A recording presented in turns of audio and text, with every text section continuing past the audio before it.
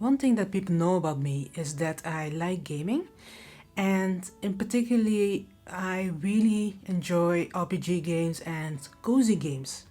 So when I discovered tabletop gaming, or in particularly solo role-playing games, and where I can journal, which is also one of my hobbies, it's like something clicked for me. This video will be about Tiny Bookshop, that's a video game about selling books, and about Fox Curio's Floating Bookshop, which is a solo RPG book also about selling books. You know, the world is not that different.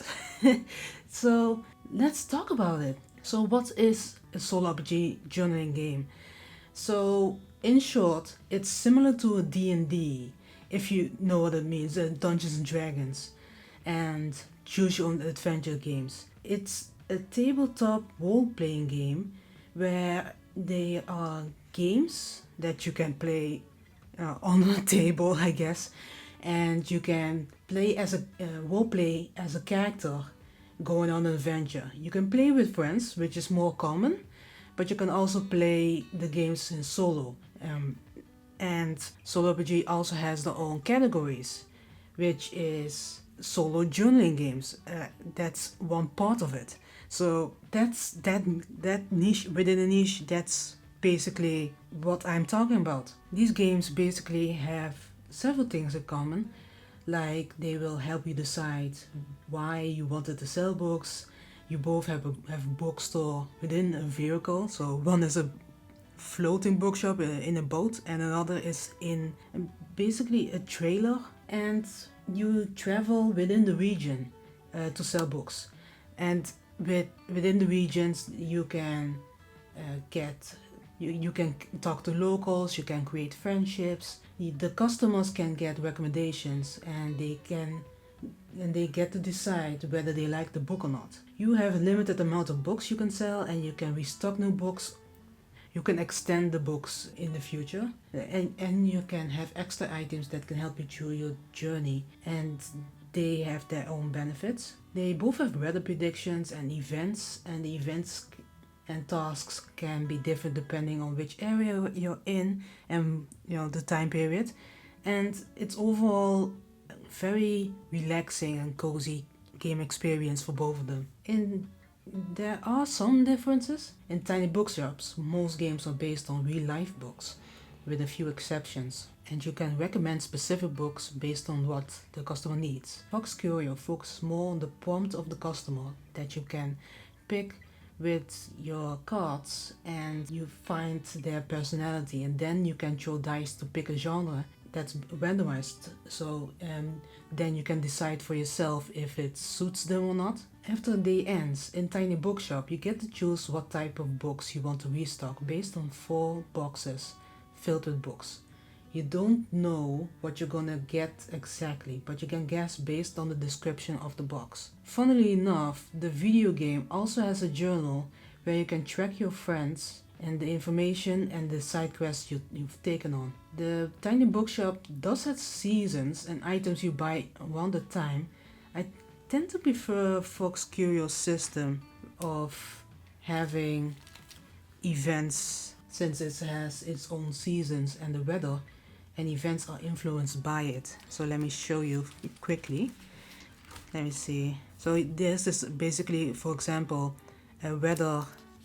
So yeah, let me just, for example, you have the season Bloom. So they've made up their own seasons. So in this case, there are 5 seasons, and one of them is called Bloom, and it's like spring or end of the winter, where you can't travel for the first few days because it's the water still ice, and the entire world is based on a big river where animal folk can travel and buy books and have their own cultures.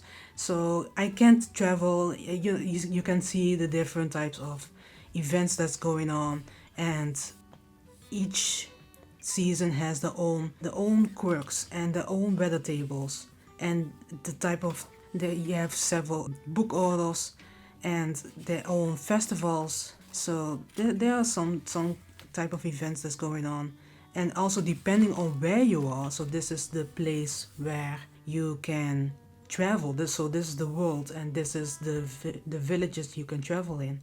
These have their own, sometimes when the season happens, some seasons and events, sometimes based on the place you're in. And that's what I kind of like more of this game in particular. But Tiny Bookshop also has their own benefits and their own uniqueness.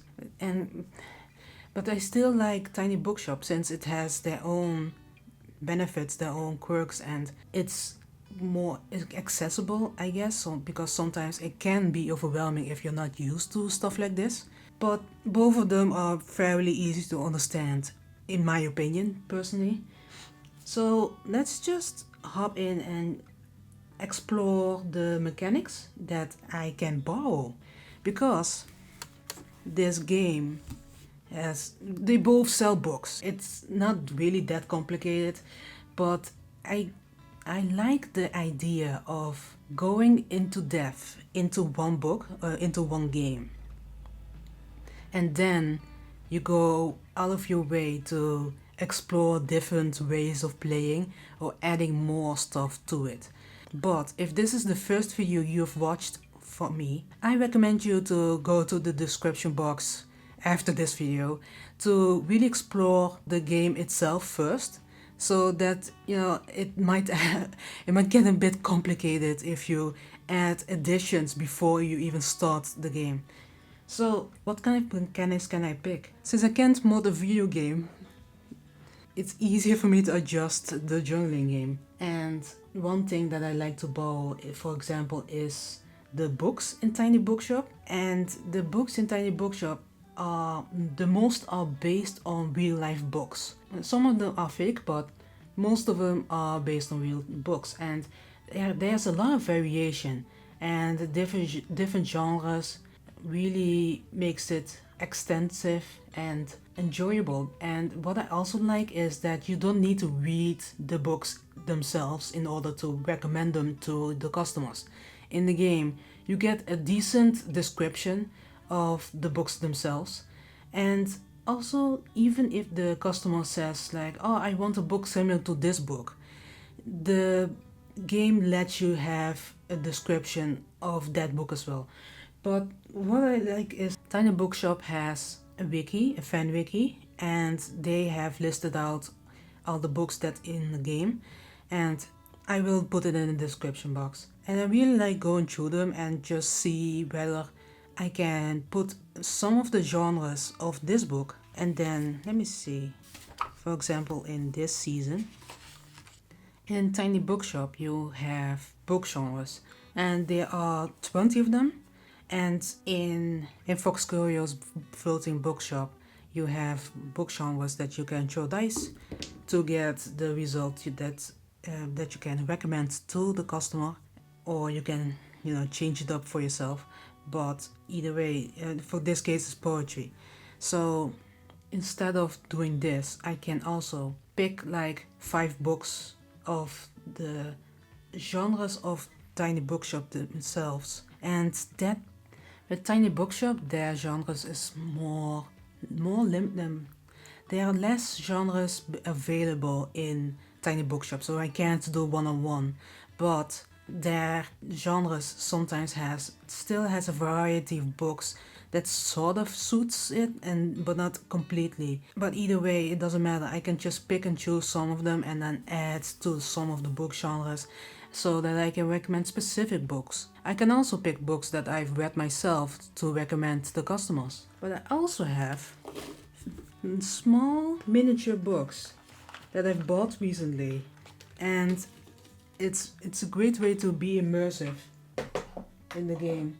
For example, let's see, Moby Dick, very classic, and these books are very tiny, but technically they can open, but there's no text in it, so it's more of a immersive stuff. And then you can like, oh, I have the Son of Achilles, and I can recommend them that. And the thing is, I haven't read all the books, but what I can do is also a not so meet cute. And based on the style, I'm not sure. So please, the people who have read this book, don't judge me. But it might be a romantic book.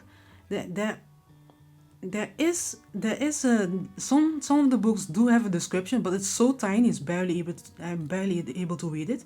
But I see hearts, I see Cupid, so I'm guessing this is a sort of a romance book, and so I can also just make up as I go. I can still use my imagination. I don't need to make lists and schedules and tables. I can just see this and just make up as I go based on the vibes alone. And that's great about journaling games. You can just, yeah, you don't need to be too mindful of the rules or be perfect. But either way, that's one of the things that I can borrow from Tiny Bookshop. That game inspired me to buy these tiny books in the first place. So another thing that I can add is I can pick up the journal from the video game into my own journal game, and the style is it's very clear and easy to understand. And the journaling part, I'm not sure whether I need to. So, excuse you. So I'm not sure whether I need to do that in the first place or not. So this is basically what I've done. This is how the bookshop looks like. You can print out and then put the furniture in yourself. But I already have made a system where I put in everything, and I put in here. These are more of the journaling parts, and in this one I put in the more of the tasks themselves and the daily activities themselves. So for me, I might not need to pick up the style. So for me, it might get a bit overwhelming if I change my journaling system based on another source.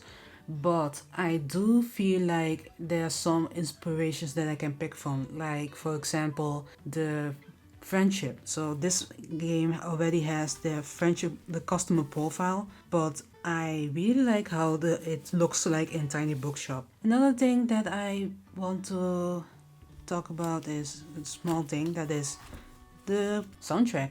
I will definitely put in the soundtrack in this video in particular, but I think that a wonderful way of playing solo role playing is to get immersive with the music that complements the game.